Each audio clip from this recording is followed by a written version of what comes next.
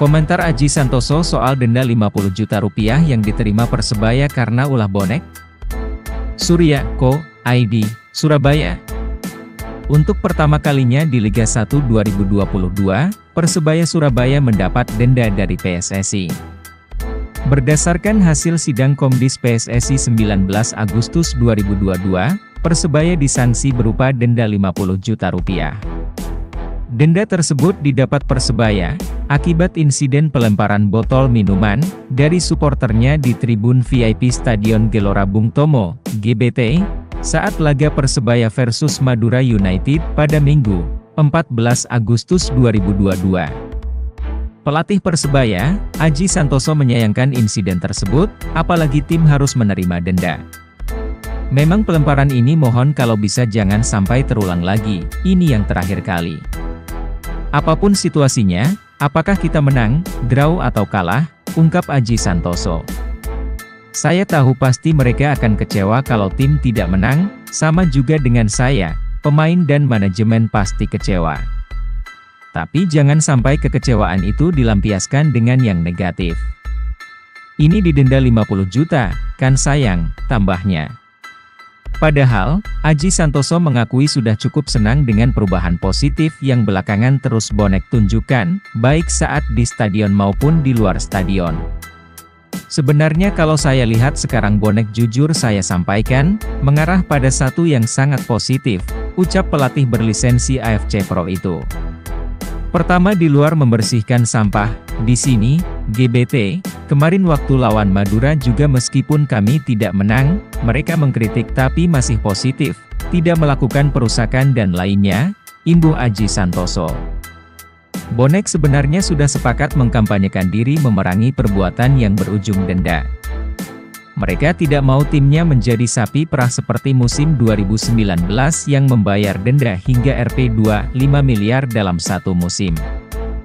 Aji Santoso berharap kejadian ini bisa menjadi pelajaran semua pihak untuk terus lebih baik. Mudah-mudahan ke depan selalu positif dan lebih baik, pungkasnya. Debut gelandang muda Persebaya Surabaya senilai Rp173 juta dipuji Aji Santoso, sebut aset masa depan.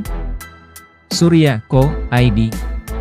Persebaya Surabaya kembali memberi kesempatan bermain untuk pemain muda, kali ini Bryan Pondaag yang bernilai Rp173 juta di laman Transfermarkt, mencatatkan debutnya di Liga 1 2022. Pemain berusia 21 tahun itu tampil sebagai pemain pengganti di laga Persebaya versus PSIS Semarang di Stadion Gelora Bung Tomo, Surabaya, Selasa, 23 Agustus 2022. Bryan Pondaag masuk menggantikan M. Hidayat di menit ke-69.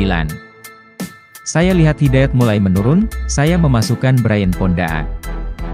Tujuan saya adalah untuk tengah lebih fresh, ucap Aji Santoso. Masuknya Bryan Pondaag memiliki dampak positif bagi Persebaya di laga tersebut.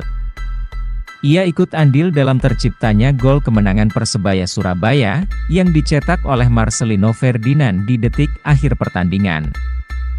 Bryan berhasil menggiring bola di sisi sayap kanan, kemudian memberikan umpan kunci pada M. Supriyadi yang berada di dalam kotak penalti.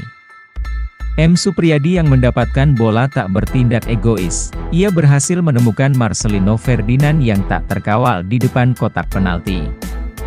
Marcelino langsung mengeksekusi bola dengan tendangan roket, yang menghujam gawang PSIS Semarang yang dijaga oleh Wahyu Trinugroho. Persebaya pun akhirnya menutup pertandingan dengan kemenangan tipis 1-0.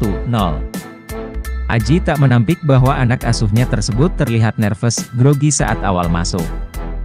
Tetapi, ia puas karena ex-pemain Persmin Minahasa itu tampil baik hingga berakhirnya pertandingan. Ya memang ada sedikit nervous, normal ya. Ada passing pertama dia salah, tapi setelah itu dia tidak pernah salah. Lebih lanjut, Aji menyebut pemain muda seperti Bryan Pondaag sebagai aset masa depan untuk Persebaya Surabaya. Pemain-pemain muda ini aset masa depan Persebaya, makanya saya beri kesempatan sedikit waktunya 20 menit tetapi positif bisa menang. Saya yakin itu akan menimbulkan kepercayaan diri kepada pemain. Laga debut Bryan Pondaat bisa menjadi awal bagi dirinya untuk bisa lebih diberi kepercayaan oleh pelatih Aji Santoso di pertandingan kedepannya. Akankah pemain asal Minahasa ini menjadi bintang baru Persebaya Surabaya?